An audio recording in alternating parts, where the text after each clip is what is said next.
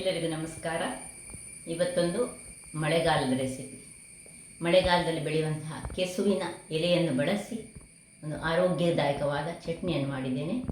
ಕೆಸುವಿನ ಎಲೆ ಕೆಲವರು ಮನೆಯಲ್ಲಿ ಬೆಳೆಸಿ ವರ್ಷ ಇಡೀ ಅದರ ರುಚಿಯನ್ನು ಸವಿತಾರೆ. ಅಲ್ಲದವರಿಗೆ ಈ ಮಳೆಗಾಲದಲ್ಲಿ ಮಳೆ ಬಿದ್ದ ಕೂಡಲೇ ಈ ಕೆಸುವಿನ ಎಲೆಗಳು ಹುಟ್ಟಿಕೊಳ್ತವೆ ಮತ್ತು ಮಳೆಯಲ್ಲಿ ಹುಟ್ಟಿಕೊಂಡಂತಹ ಕೆಸುವಿನ ಎಲೆಯಲ್ಲಿ ಅಷ್ಟೊಂದು ತುರಿಕೆ ಇರುವುದಿಲ್ಲ. ಹಾಗಿರುವಾಗ ಈ ಆರೋಗ್ಯದಾಯಕವಾದ ಕೆಸುವಿನ ಎಲೆಯನ್ನು ಮಳೆಗಾಲದಲ್ಲಂತೂ ತಿನ್ನಲೇಬೇಕಂತ, ರಕ್ತವನ್ನು ಶುದ್ಧಿ ಮಾಡುವಂತಹ ಒಂದು ಬಹಳ ಉತ್ತಮವಾದ ಗುಣ ಇದಕ್ಕಿದೆ. ಅಲ್ಲದೆ ಯಾರಿಗೆ ರಕ್ತಹೀನತೆ ಉಂಟು ಅಂಥವರು ಈ ಎಲೆಯನ್ನು ಆಗಾಗ ಬಳಸಿದರೆ ಉತ್ತಮ.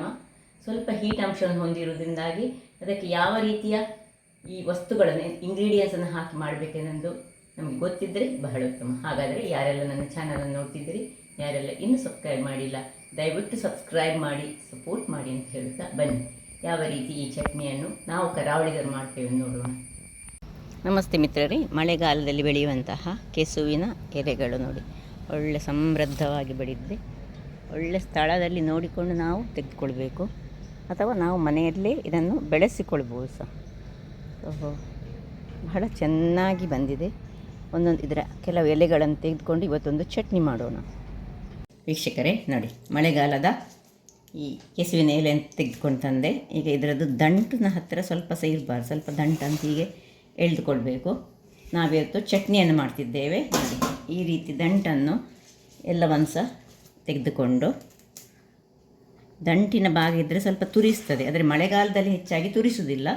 ಅದರಿಂದಾಗಿ ನೋಡಿ ಈ ರೀತಿಯಾಗಿ ಹೀಗೆ ತೆಗೆದರೆ, ಇನ್ನು ಇದನ್ನು ಒಂದು 10 ಸಾಕು ನಮಗೆ ಎಲೆ. ನೀವು ಎಷ್ಟು ಪ್ರಮಾಣದಲ್ಲಿ ಮಾಡ್ತೀರಿ ಅದರ ಪ್ರಕಾರ ಇದನ್ನೀಗ ಹೀಗೆ ಸಣ್ಣದಾಗಿ ಒಂದು 10-12 ಎಲೆಯನ್ನು ನಾನು ಹೀಗೆ ಕಟ್ ಮಾಡಿಕೊಳ್ತೇನೆ.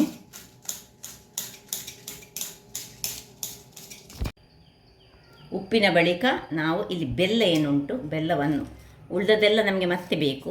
ಸೊ ಬೆಲ್ಲವನ್ನು ಹಾಕ್ಕೊಳ್ತಿದ್ದೇನೆ. ಬೆಲ್ಲ ಸ್ವಲ್ಪ ಸ್ವೀಟ್ ಹೆಚ್ಚು ಬೇಕಿದ್ದರೆ ಸ್ವಲ್ಪ ಹೆಚ್ಚು ಹಾಕ್ಕೊಳ್ಬೋದು, ಕಡಿಮೆ ಬೇಕಿದ್ದರೆ ಕಡಿಮೆ ಹಾಕ್ಕೊಳ್ಬೋದು, ಅಥವಾ ಮತ್ತೆ ಗ್ರೈಂಡ್ ಮಾಡುವಾಗ ಸಹ ಹಾಕ್ಕೊಳ್ಬೋದು. ಈಗ ಇದನ್ನು ಮುಚ್ಚಿಕೊಂಡು ನಾವು ಒಲೆಯನ್ನು ಉರಿಸಿಕೊಂಡು ಒಂದು 2 ವಿಸಿಲ್ ತೆಗೆದುಕೊಳ್ಳೋಣ. ವೀಕ್ಷಕರೇ, ಇಲ್ಲಿ ಬೇಯ್ತಾ ಇರುವಾಗ ನಾವಿಲ್ಲಿ ಬೆಳ್ಳುಳ್ಳಿಯನ್ನು ಸಣ್ಣದಾಗಿ ಎಲ್ಲ ಸಿಪ್ಪೆ ತೆಗೆದುಕೊಳ್ಬೇಕು ನೋಡಿ. ಸಾಧಾರಣ ನಾನು ಎಲ್ಲ ಸಿಪ್ಪೆ ತೆಗೆದುಕೊಂಡು ಇದನ್ನು ಸಣ್ಣ ಸಣ್ಣದಾಗಿ ಹೆಚ್ಚಿಟ್ಕೊಳ್ತೇನೆ. ಅದು ವಿಸಿಲ್ ಆಗ್ತಾ ಆಯಿತು ನೋಡಿ, 2 ವಿಸಿಲು ಆಯಿತು. ಆಫ್ ಮಾಡಿಕೊಂಡು ಇದನ್ನೀಗ ನಾವು ತಣ್ಣಗಾಗಲಿಕ್ಕೆ ಇಟ್ಕೊಳ್ಳೋಣ. ವೀಕ್ಷಕರೇ, ಒಂದು 10 ನಿಮಿಷಗಳ ಬಳಿಕ ಸಾಧಾರಣ ತಣ್ಣಗಾಯಿತು. ಈಗ ಇದನ್ನು ಸ್ವಲ್ಪ ಇನ್ನೂ ಸಹ ಸರಿ ತಣ್ಣಗಾಗಬೇಕಿದ್ದು ಈಗ ನಮಗೆ ನೋಡಿ. ಇಲ್ಲಿ ಈಗ ನಾವೊಂದು ಮಿಕ್ಸಿ ಜಾರನ್ನು ತೆಗೆದುಕೊಳ್ಳೋಣ. ಮಿಕ್ಸಿ ಜಾರನ್ನು ತೆಗೆದುಕೊಂಡು ಇದಕ್ಕೆ ಮತ್ತೆ ಇದರದ್ದು ನೀರನ್ನು ಬೇಕಿದ್ದರೆ ಹಾಕ್ಕೊಳ್ಬೋದು. ಉಪ್ಪು ಆಲ್ರೆಡಿ ನಾವು ಹಾಕ್ಕೊಂಡಿದ್ದೇವೆ. ಇದನ್ನೆಲ್ಲ ಈಗ ಒಂದು ಎಲ್ಲ ಎಲೆಯನ್ನೆಲ್ಲ ನೋಡಿ ಎಷ್ಟು ಮೆತ್ತಗಾಗಿದೆ, ಬೆಂದು ಚೆನ್ನಾಗಿದೆ. ಸೊ ಉಪ್ಪು ಕಡಿಮೆ ಹಾಕಿದರೆ ಸ್ವಲ್ಪ ಉಪ್ಪನ್ನು ಹಾಕ್ಕೊಳ್ಳಿ ಬೇಕಿದ್ದರೆ. ಇನ್ನು ಇದನ್ನು ಒಂದು ಚೆನ್ನಾದ ಒಂದು ಪೇಸ್ಟ್ ಮಾಡಿ ತರ್ತೇನೆ. ವೀಕ್ಷಕರೇ, ಇಲ್ಲಿ ನೋಡಿ ಎಷ್ಟೊಂದು ರುಚಿಕರವಾದ ಚಟ್ನಿ ರೆಡಿ ಆಯಿತು. ಈಗ ಇದನ್ನೊಂದು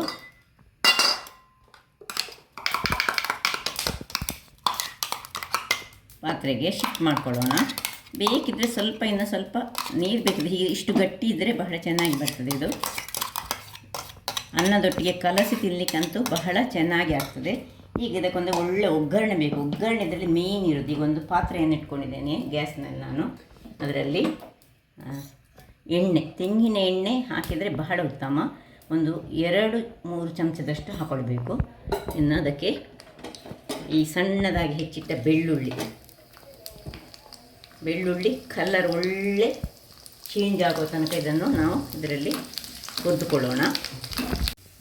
ವೀಕ್ಷಕರೇ ನೋಡಿ, ಇಲ್ಲಿ ಈಗ ಕಲರ್ ಚೇಂಜ್ ಆಯಿತು. ಇದು ಇಷ್ಟು ಒಳ್ಳೆ ಫ್ರೈ ಆಗಬೇಕು. ಈಗ ಕೊನೆಗೆ ಈ ಓಂಕಾಳು ಅಜ್ವಾಯಿನ್ ಅಂತ ಏನು ಕರಿತೇವೆ, ಓಮ, ಇದನ್ನು ಹಾಕ್ಕೊಂಡು ಆಫ್ ಮಾಡಿ ಕಾಳನ್ನು ಹಾಕ್ಕೊಳ್ಬೇಕು. ಆಯಿತು, ರೆಡಿ ಆಯಿತು. ಈಗ ಇದನ್ನೀಗ ಶಿಫ್ಟ್ ಮಾಡ್ಕೊಳ್ಳೋಣ ನೋಡಿ. ಸ್ವಲ್ಪ ಎಣ್ಣೆ ಇದಕ್ಕೆ ಜಾಸ್ತಿ ಬೇಕು. ಯಾಕೆ ಹೇಳಿದರೆ ಈಗ ತುರಿಸುವ ಗುಣವನ್ನು ಹೊಂದಿರುವುದರಿಂದಾಗಿ ಇದು ಎಣ್ಣೆಯಲ್ಲಿ ಹೀಗೆ ಚಟ್ನಿ ಆದರೆ ಬಹಳ ಚೆನ್ನಾಗಿ ಬರ್ತದೆ. ರುಚಿಕರವಾದ ಹಾಗೂ ಆರೋಗ್ಯದಾಯಕವಾದ ಚಟ್ನಿ. ಅದು ಮೂತ್ರಕೋಶದಲ್ಲಿ ಯಾರಿಗೆಲ್ಲ ಪ್ರಾಬ್ಲಮ್ ಇರ್ತದೆ ಅಂಥವರು ಇದನ್ನು ಆಗಾಗ ಸೇವಿಸಬೇಕಂತೆ. ಈ ಮೂತ್ರಕೋಶದ ಈ ಸೋಂಕಿದ್ದವರಿಗೆ ಸಹ ಇದೊಂದು ಬಹಳ ಉತ್ತಮವಾದ ಆಹಾರ ಅಂತ ಹೇಳ್ಬೋದು. ಚಟ್ನಿ ಅಥವಾ ಇದು ಈ ಎಲೆಯೇ, ಈ ಕೆಸುವಿನ ಎಲೆ ಯಾವುದಾದ್ರೂ ಒಂದು ಖಾದ್ಯಗಳನ್ನು ಮಾಡಿ ತಿಂದರೆ ಬಹಳ ಉತ್ತಮ. ಗಂಜಿಯೊಟ್ಟಿಗೆ ಈ ಚಟ್ನಿ ಅಂತೂ ಬಹಳ ಚೆನ್ನಾಗಿ ಬರ್ತದೆ. ಮಳೆಗಾಲದ ಒಂದು ಚಟ್ನಿ ಅಂತ ಹೇಳ್ಬೋದು. ಹಾಗಾದರೆ ನನ್ನ ಈ ಕುಕಿಂಗ್ ಚಾನಲ್ ನಿಮಗೆ ಇಷ್ಟ ಆದರೆ ಬೋಳೂರು ಸುವರ್ಣ ಚಾನಲನ್ನು ಲೈಕ್ ಮಾಡಿ, ಶೇರ್ ಮಾಡಿ ಹಾಗೂ ಸಬ್ಸ್ಕ್ರೈಬ್ ಮಾಡಿ ಹಾಗೂ ನನ್ನ ಇನ್ಸ್ಟಾಗ್ರಾಮ್ ಪೇಜನ್ನು ಫಾಲೋ ಮಾಡಿ. ಧನ್ಯವಾದಗಳು.